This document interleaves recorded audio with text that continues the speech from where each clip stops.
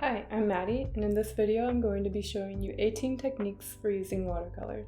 With these techniques, you'll have all you need to control the amount of water in your paint and build great paintings. I'm going to demonstrate these techniques throughout this video, but I've also created a PDF with all of them that you can access using the link down below in the description.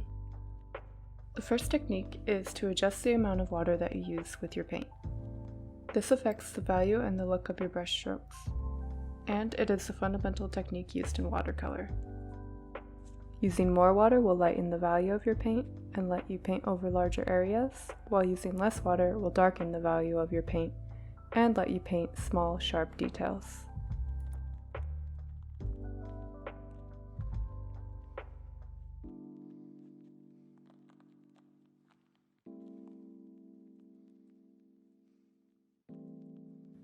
Number 2 is making a solid wash. Cover an entire area with a solid color of paint. It can help to cover the area you want in a bit of water before putting any paint down. Otherwise, to avoid harsh lines and uneven colors, make sure to cover the entire area with paint before allowing it to dry. Once the paint has started to dry, adding more water or paint into the mix will create blooms. So, mix all of the paint you'll need before starting.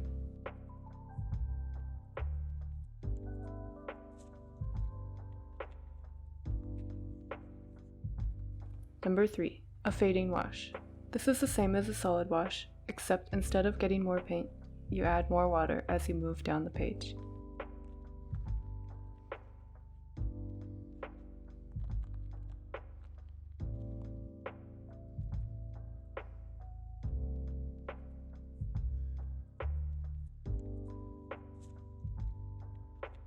Number 4. A gradient wash.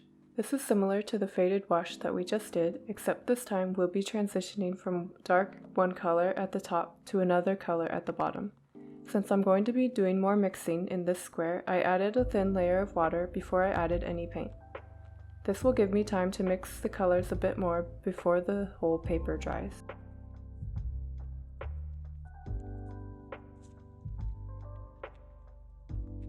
And here are all the washes after they've had time to dry. You can see that they've smoothed out nicely and they don't have too many dark lines or streaks of uneven color.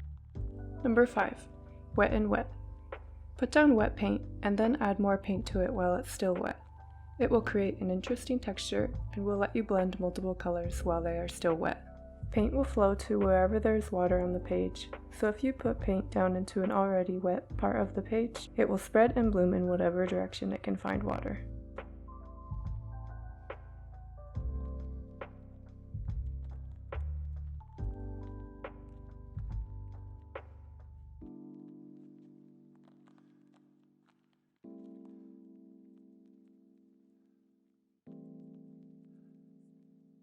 Number 6. Lifting wet paint. While your paint is still wet, dab it gently with a clean, dry paper towel to remove some of the pigment.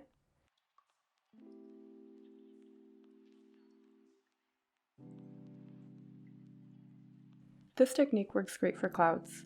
It can also be a way to quickly undo a layer of paint that was darker than intended.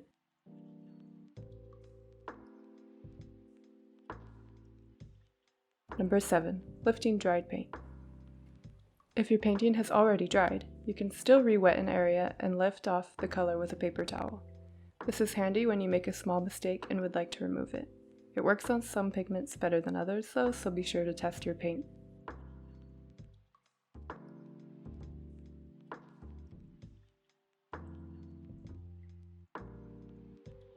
Number 8. Using less water. While building your painting, it is best to work from light values to darker values, as watercolor is transparent and you can't put a lighter color on top of a darker color once it's down. Before I paint a new layer, I always make sure that the layers underneath have dried. You can do this by feeling if the air above the paint is cool. You can touch it if it's not cool to see if it's still damp, or you could turn your page at an angle so you can see if there's any reflection off of wet paint. To make a color darker in value, use less water to mix it.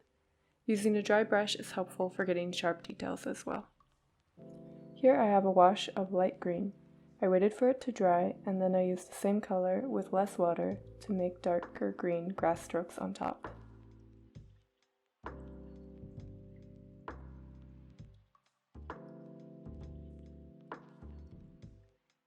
Number 9. Blending. Once your paint has dried, you can blend together adjacent colors by re-wetting the surface and working it with a wet brush. You can also use one of the original colors on the brush to enhance the blending and create that soft faded gradient.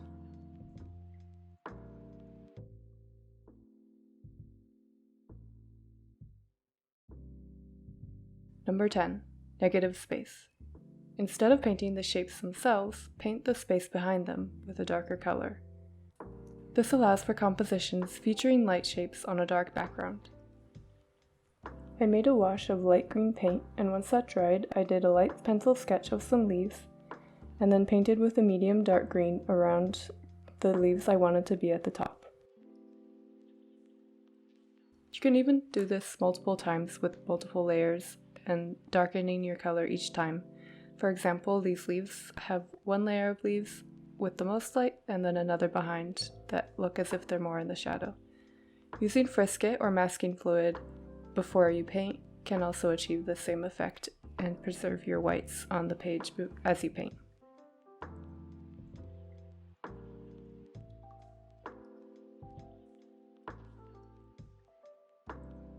Number 11. Atmospheric perspective. Paint in layers from light in the background to dark in the foreground. This gives a sense of atmospheric perspective or fog, making the trees in the background appear lighter and further away. Just make sure to let each layer dry before doing the next layer.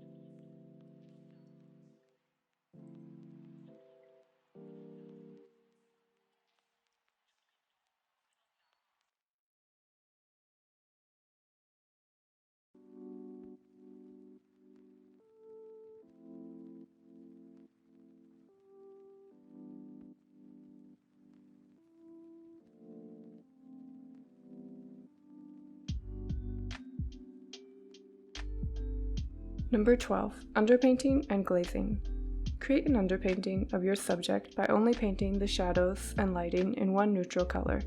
Use any color you'd like and paint in where the shadows and highlights will be. Then use glazing, which is applying many thin layers of paint, to put color on top. The underpainting will show through and give your painting much more depth and life. This technique works great for landscapes too.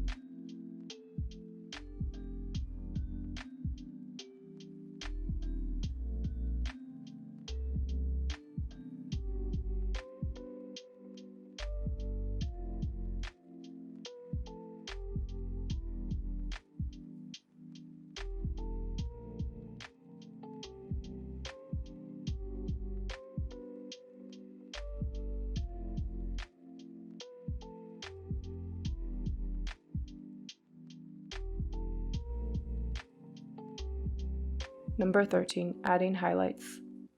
Use an opaque medium, such as gouache, acrylic, colored pencil, or ink to put bright white highlights on top of your painting. I like to use Dr. P.H. Martin's Bleed Proof White.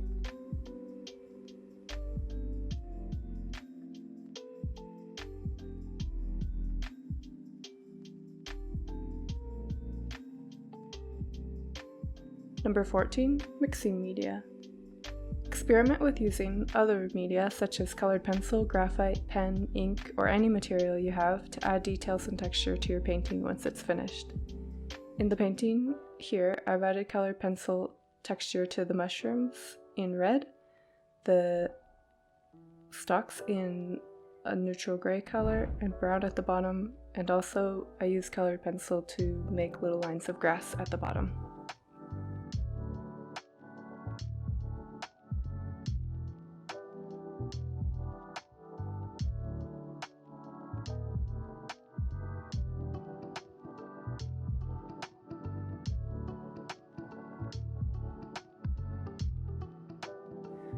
Number 15, varying your brush strokes. Use different techniques with your brush for different textures. Not every shape has to be filled in using a flat wash. You could fill in an entire area with stippling or hatching, just like how you might with an ink pen. You could also use a technique called scumbling, which is just scrubbing your brush around in circles.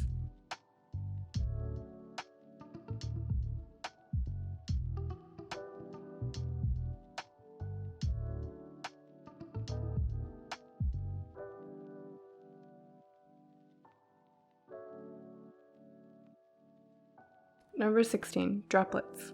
Tilt your paper and place a large droplet with paint onto the paper and let it drip down the page. This paper that I used was a little bit absorbent, and no matter how much water I put, it almost wouldn't go down the page. So you could also use a blow dryer to blow it down in the direction that you'd like. Number 17, texture. Use items like a sponge or paper towel to add textures to your wet paint.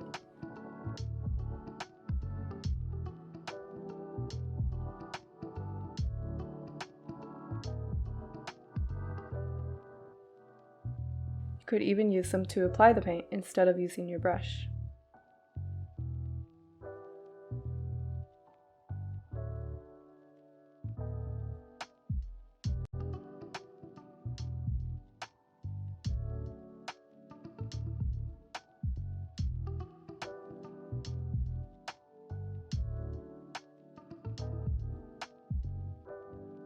Number 18, additives.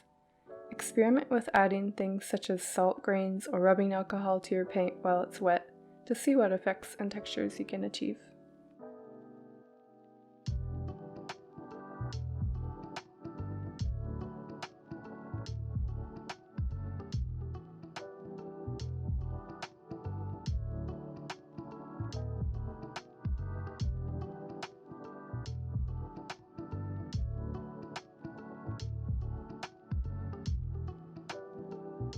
So those were my 18 essential watercolor techniques. Let me know if I left out any techniques that you love to use in watercolor, or if you give any of these a try, let me know how it turned out in the comments. To get the PDF guide of everything that I just went through, just click the link down in the description. I'll be making more watercolor tutorials in the future, so don't forget to subscribe if you want to see more.